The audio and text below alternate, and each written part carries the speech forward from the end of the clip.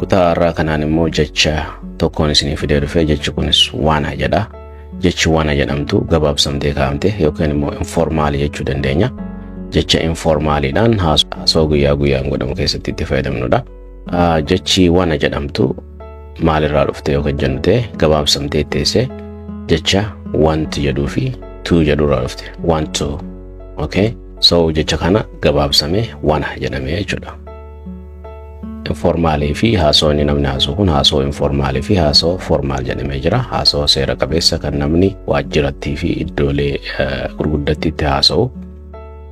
Formaal kan jennu yoo ta'e haasoo hiriyootaa fi namoonni walitti dhiyaatan walitti hin haasa'an haasoo informaal jennaan jechuudha. So haa ta'u malee baay'inaan haasoo guyyaa guyyaan godhamu keessatti informaaluma kanaatu irra fayyadamaa jechuudha. Informaaluma kanaatu tajaajila guddaa kennaa jechuudha. So saniif waa'ee jecha kanaatis itti fayyadama isaa sirriitti beekuun barbaachisa jechuudha. Dabalataan immoo jecha wanna jedhu kana wanti adda isa taasisu maali? Haasoo namni wajji gattaa'ee haasa'u tokko qofa keessatti yeroo baay'ee dubbatamuu danda'a jechuudha.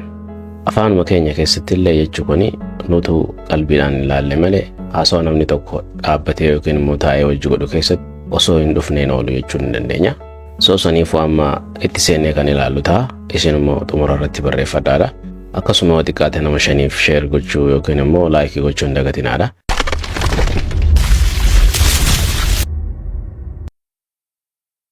So yeroo gara barumsa keenyaa dhufnu jechi wanna jedhamtu tun hiikkaansi barbaadaa jechuudha. Hiikkaansaa maal jenne? Barbaadaa jechuudha. Wanta barbaaddu tokko ibsachuudhaaf wanna fayyadamta yookiin immoo want to fayyadamta. Fakkeenyaaf formaaliidhaan kan jennu yoo ta'e I want to eat jetta. Nyaachuun barbaada. Okay? Wanta ati barbaaddu tokko. Okay? Wanta si barbaachisu osoo hin taane wanta ati barbaaddu tokko ibsachuudhaaf wanna fayyadamna jechuudha gabaabsinee. Want to jennee dheeressurra wanna jenneetuma gabaabsinaa jechuudha. Okay? Fakkeenyi inni jalqabaa maal jedha? Jecha wannatti fayyadamne hima afaan Oromootiin jiru kana akkamitti Ingiliffa jijjiirree ergaa kana dabarsuu dandeenya. Himichi kun immoo maal jedha? Waan si gaafachuu barbaadaa jedha yookiin immoo wahin si gaafachuu barbaadaa jechuu jirra jechuudha. So barbaada jechuudha agarsiisa jechi wanna jedhu jennee miti. So barbaadu jechuu yoo ta'e wanta barbaaddu tokko ibsachuuf kan fayyadamnu yoo ta'e so waan si gaafachuu barbaada ka jedhu sana Ingiliffaan wannatti fayyadamne akkamitti jechuu dandeenya. Okay, akkana jedha. I wanna ask you something. I wanna ask you something jennee jechuudha. I wanna ask you something. Asirratti I jechuun ana jechuudha. Wanna yeroo jennu barbaada. Ask you si gaafachuu something wanta tokko jechuudha. Wanta wayii si gaafachuu barbaada jechuudhaaf. Okay? I wanna ask you something jennee jechuudha. Dafnee yeroo jennu akkamitti jenna? I wanna ask you something jennee jechuudha. Asirratti immoo maal jedha? Namni wayii nama dhaabbatu wayii ilaalee okay as taa'uu barbaaddu yookiin immoo barbaaddaa jedhaan nama wayiitiin. So akkamitti jechuu dandeenya isa sana? Wanna fayyadamne jechuudha. Akkana jenna jechuudha. Wanna sit here? Wanna sit here? Asirratti hin gabaabsame malee do you wanna sit here jechuu dandeenya ture. So akkattis gabaabsinee jenna jechuudha. Wanna sit here? Gabaabsame jechuudha. As taa'uu barbaaddu yookiin immoo barbaaddaa. Kun immoo maal jedha? Dafee bahuu barbaada. Dafee bahuu barbaada jedha asirratti. Akkamittiin dafee bahuu barbaada jedha wanna fayyadame eenyu jedhame jettanii? Okay. I wanna leave early. I wanna leave early. Akkasii jenna jechuudha dafne. I wanna leave early. Dafeen bahuu barbaada jechuudha. Iddoo hojiirraas haa ta'u idduma wahiirraa daftee yeroo gizeedhaan yookiin immoo yeroodhaan bahuu barbaaddu akkana jedha. I wanna leave early. Himuma kanatti jecha arra jedhu yoo idaane today ka jedhu. Jecha arra jedhu yoo idaane today ka jedhu. Today I wanna leave early. Arra dafeen bahuu barbaada jechuudha. Asirratti jechi today jedhu kuni namoonni dogoggoraan today jenna. Baay'inaan today ka jedhamu ni argama. Today osoo hin taane pronunciation isaa ka sirrii akkamii today jenna jechuudha.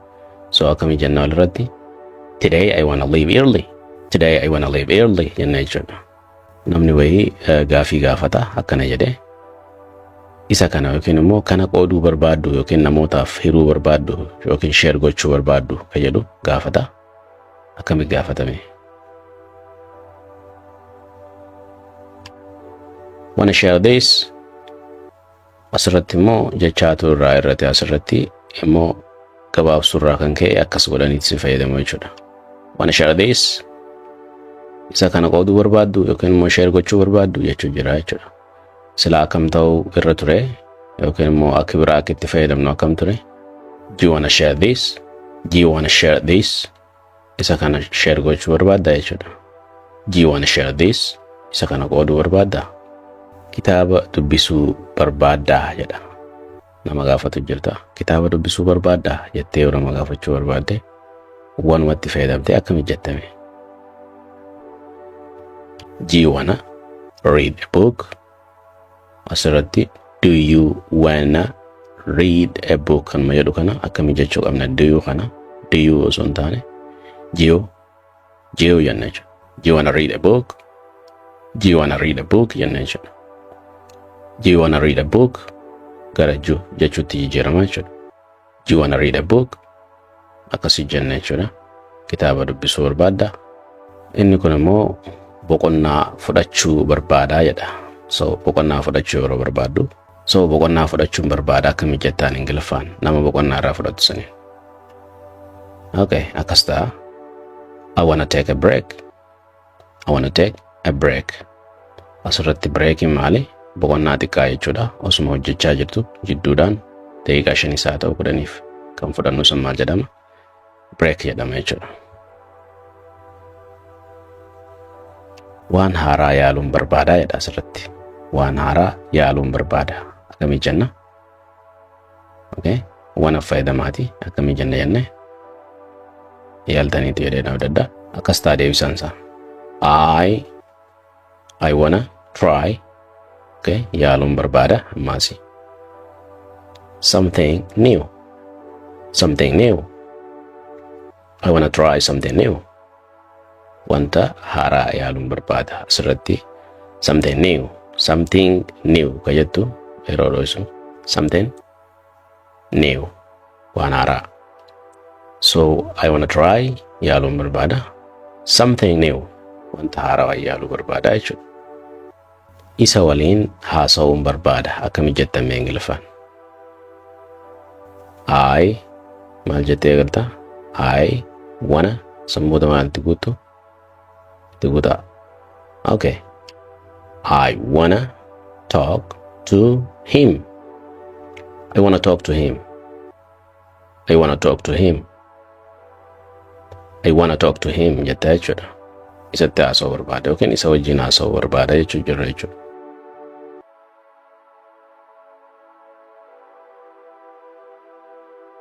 Banuu barbaaddaa siin jedha. Qaruuraa ta'uu danda'a, wanta ati banuu barbaaddee yaalaa jirtu ta'uu danda'a. Namni kun yeroo si dubbisutti wanta ati banuu barbaaddee siif mijanneetu jira ta'a. Sa'u banuu barbaaddaa siin jedha. Okay. Akkamiin jechuu danda'a jechee banuu barbaaddaa jedhu sun. Yookiin immoo yeroo siin jedhamu dhageesse jechi sun banuu barbaaddaa jechuutti akkamiin fudhattame yoo beekte malee akkasi fudhachuu hin dandeessu. So deebisaan isaa kana. Do you wanna open it? Do you wanna open it? Jenna jechuudha. Do you wanna open it? Kan majannu akkaataan irra seera qabeessi isaa akkamii? Okay. Do you wanna open it? Do you wanna open it? Jenna jechuudha. Banuu barbaaddaa. Irbaata tolchuu barbaadaa jedha. Namni tokko irbaataan tolchuu barbaada. Yeroo jechuu barbaade Ingiliffaadhaan akkam jedha? I wanna make dinner. Dinner jechuun irbaata yookiin hiraata jennuun sani. So I wanna make tolchuu barbaada yookiin gochuu barbaada, godhuu barbaada. Okay, hundinuu ni ta'a. Dinner irbaata. So isa kana laaqanaan tolchuu barbaada jechuudhaaf I wanna make lunch. Cireetti jijjiiruu barbaanne jecha dinner jedhu. Breakfast dhaan bakka buusuudha jechuudha. I wanna make breakfast. Okay. amma qulqulleessuu barbaadda jechuu barbaaddu akkami jetta wanna clean up now. Okay, asirratti maaltu raafe do you ka jennu san jechuudha. Do you wanna clean up now ka jedhu wanna qofarraa kaasuus akka dandeenyu ilaalaa turre. So akkasis jechuu dandeenya, akkanas irra gabaabsinee jechuu dandeenya jechuudha. Do you wanna clean up now? Do you wanna clean up now ka jedhu wanna clean up now jennee gabaabsinaa jechuudha. Amma qulqulleessuu barbaaddaa jechuudha. Inni itti aanu yaada kee dhaga'uu barbaada jedha. Yaada kee dhaga'uu barbaadaa akkamii jenna. I wanna hear your opinion. I wanna hear jechuun dhaga'uu barbaada. Dhaga'uu jechuun hear dha. I wanna hear ani dhaga'uu barbaada. Your kee jedha. Your kee jechuudha. Opinion yaada kee. Opinion jechuun yaada namootaa jechuudha. So your opinion jechuun yaada kee jechuudha. So I wanna hear your opinion yeroo jennu yaada kee dhaga'uu barbaadaa jechuu jirra jechuudha. Kana caalaa beekuu barbaadaa jedha nam tokko. Wanta wayii tokko erga beeke booda ammas dabalataan san caalaa beekuu yeroo barbaadu kana caalaan beekuu barbaada jedha. Ingiliffaan akkamii jenna gaafiin. I wanna know more. Okay, I wanna know more jenna jechuudha. More jechuun wanta takka hin beektaa dabalataan jechuudha gabaabumatti. Dabalataan yookiin san caalaa jechuudha. So I wanna nan barbaada, know beekuu, more dabalataan. I wanna know more as dafne jenna jechuudha. Kana dafee xumuruun barbaadaa yoo jechuu barbaade akkami jetta. Wanta itti jirtu takka xumuruudhaaf wanta itti jirtu takka daftee xumuruu barbaadu kee ibsuu barbaade akkami jetta Ingiliffaan jechuudha. I wanna finish this quickly. I wanna finish this quickly. Isa kana dafee xumuruu barbaadaa jechuu jirra jechuudha.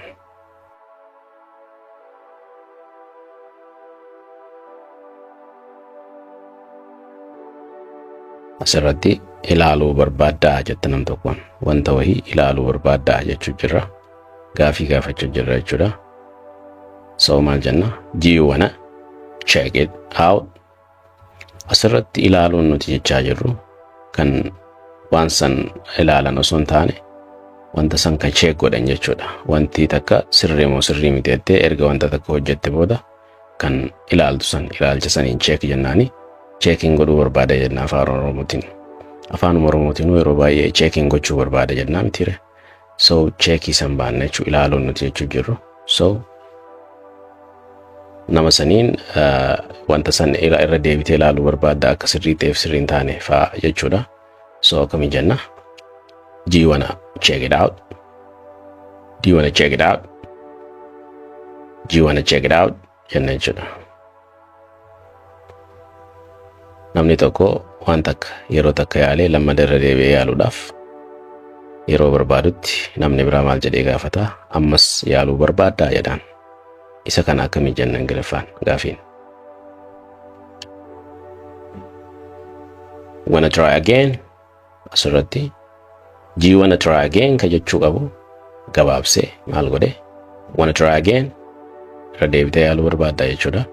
So duun jidduu tana dhuftee akka kanaatitti jechuu dhiistee hiikaani kanna jechuudha. Inni nuu informaali waan ta'eef haasawaa hiriyoonnii fi namoonni wal beekan haasawan jechuudha. So wanna try again? Irra deebitee yaaluu barbaaddaa. Inni kun immoo maal jedha? Akka kee ta'uun barbaadaa jedha nam tokko. Akkami jedha akkas? Salphaadha. I wanna be like you. I wanna be like you. Akka kee ta'uu barbaada jechuudha. I wanna nin barbaada be ta'uu like you akka kee like you jechuun asirra likein maali beena yeroo hedduudha. Video kana like godhaa maaltu akkasi beena fedhuu yookiin immoo jaalachuudha miti. So asirratti immoo akka jechuutti tajaajiltee jechuudha. Akka you kee akka kee okay. I wanna be like you yeroo jennu akka kee ta'uu barbaada. I wanna be ta'uu barbaada like you akka kee jechuu jirra jechuudha. Inni itti aanu maal jedha? Hima kanarraa fagoo miti. Inni akka kiyyaa tahuu barbaada jedheetiin namatti himuu barbaada. So akkamittiin akkas jedha? He wanna be like me. He inni wanna ni barbaada. Be tahuu jechuudha. Like me akka koo. So dafnee jechuudhaaf he wanna be like me. He wanna be like me. Amma yeroo QZ itti fudhatan yookiin immoo qormaata gabaabaa itti fudhatan irra geessanii jirtanii. So wanti amma goonu maali? Afaan Oromootiin akkuma amma ilaalaa jirrutti barreeffamaan isinii dhiyeessaa yookiin fakkeenya himaan isinii kenna. Hima kana laaluudhaan sakandii 10 keessatti wanaa fayyadamuudhaan naaf guutuu jechuudha. San booda waliin deebisaa laalaa deemna. Are you ready? Qophooftanii? Let's get started. Himni jalqabaa kana. So akkana jedhamni kun. Nam tokko asiin turuu barbaadaadha. As jechuun maal jechuudha kan jedhu beekuu qabdu. Okay, turuu kan jedhu beekuu qabdu. Barbaadaa ni beeytanii. So himuma kana caasaa isaa eegaa jira.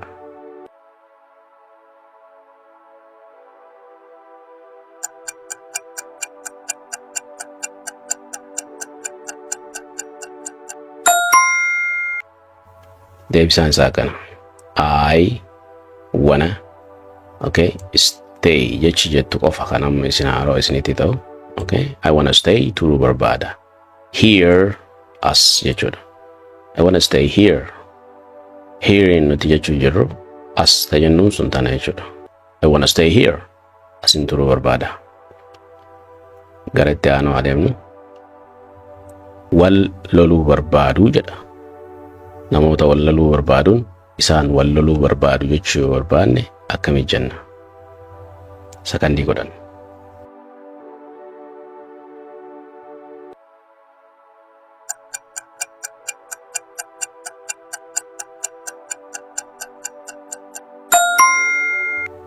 They wanna fight each other.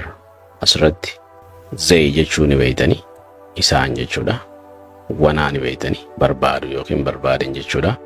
Jecha fight jedhu maali? Lola jechuudha. Jechi nu hafe isa kana jechuudha.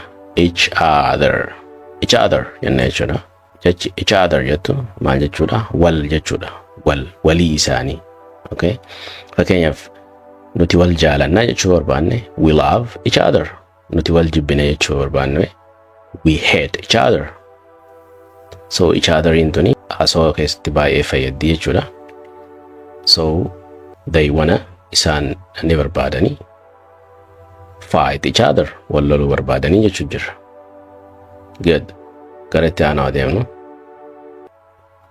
Asirratti si afeeruun barbaadaa jedha nam tokko. Jechi isin dhibu ni jira jedhee yaadu. Si jechuun maal akka ta'e beektu afeeruu ka jedhu qofaatu isinitti ulfaata jedheetii yaada. Okay. Barbaadaa ni beeytan isa kana wanaadha. So akkam taame?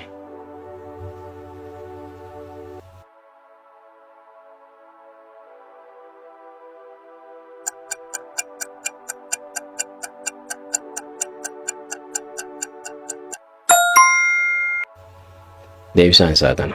I wanna invite you. So jechi as keessatti haaraa tarii ta'uu danda'a yaadu isa kana invite dha. Invite jechuun maali? Afeeruu jechuudha. Jechi kun lameen tokko. Si jechuun maali? You dha. Okay, si afeeruu barbaada sin jechuu jira afeerraadha. So I wanna invite you. Si afeeruun barbaada. I wanna invite you. Si afeeruun barbaada jechuu jira. Good. Katti aanutti deemna. Gaafiin kun immoo maal jedha? Gammaduun barbaadaa jedha. Hima baay'ee salphaa ta'e jechuudha. Ati gammachuu barbaadda taanaan ani gammaduun barbaadaa jettee ibsachuudhaaf akkam jetta Ingiliffaan? Jecha wana jedhutti fayyadamtee jechuudha. Okay. Baay'ee deemuu isin hin barbaachisu jechuma kana maaliin akka walitti dabaltu ni beektu jechuudha. Eegalaa.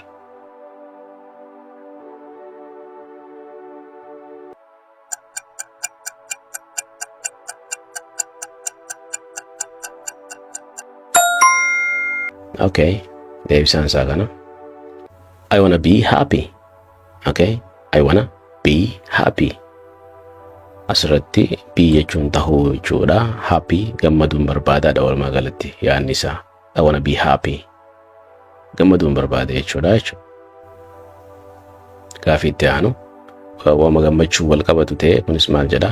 Si gammachiisuun barbaadaa jedha. Namni tokko nama kaaniin si gammachiisuun barbaada akkamii jedha? Eegala.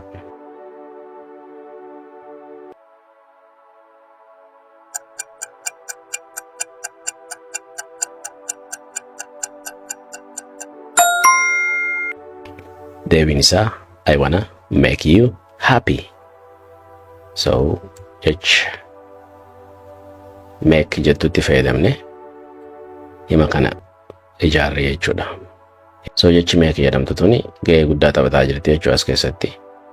Okay, I wanna make you happy. Si gammachiisuu barbaada jechuudha. Akka gammaddu si godhuu barbaada yookiin si gammachiisuu barbaada jechuudha hiikkaan isaa gabaabumatti. As hojjechuun barbaada jechuu barbaadan akkami jettan?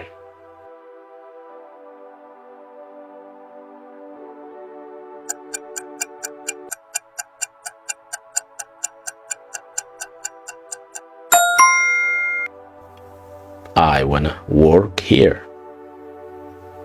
I ani wanna nan barbaada work dalagu yookiin hojjechuu here as jechuudha. Si wajjin taphachuun barbaada akkami jettame? Si jechuun you yoo ta'e so kanaaf isin barbaadameeti.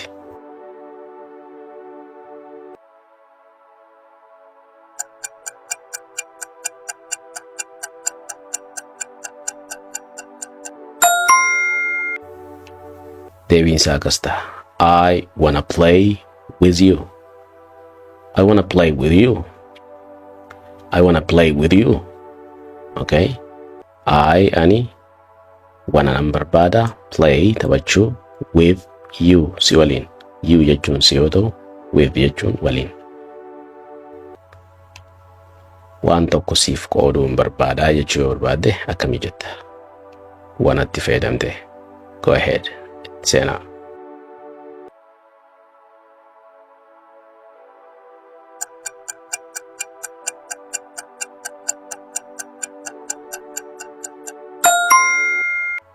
I wanna share something with you. Okay. I wanna share in beetanii qooduu yookiin immoo qooduu jechuudha. Something wanta tokko jechuun wanta wahii jechuudha. With you si waliin yookiin immoo siif qooduu barbaada jechuudha gabaabumatti. Yeroo kallattiin hiiknu waan tokko siif qooduu barbaada jechuu jirra jechuudha. Dafnee jechuudhaaf I wanna share something with you. I wanna share something with you. So barumsi keenya kan waa'ee wanna jecha jettu yookiin immoo want to jettu wal qabatu isa kana fakkaata. So isin immoo fakkeenyota asirra jiru kana ilaaluudhaan fakkeenya mataa keessanii yeroo isin barbaachisetti akka isin barbaachisetti uummachaa hima babbareedaa ijaaraa deemuu dandeessu. Haala isin mudatu keessatti ijaaraa deemuu danda'u qabdu.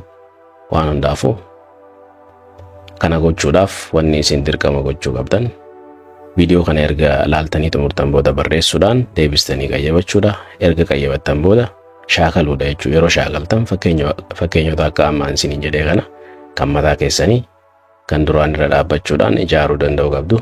So afaaniinis jecha barreeffamaanis barreessaa shaakalaa deemuu danda'u qabdu jechuudha. So kutaan keenya kan har'aa isa kana fakkaata. Kutaatti aanuun waan biraatiin amma walitti deebinutti yeroo gaarii isiniif haa ta'u. Bye bye for now.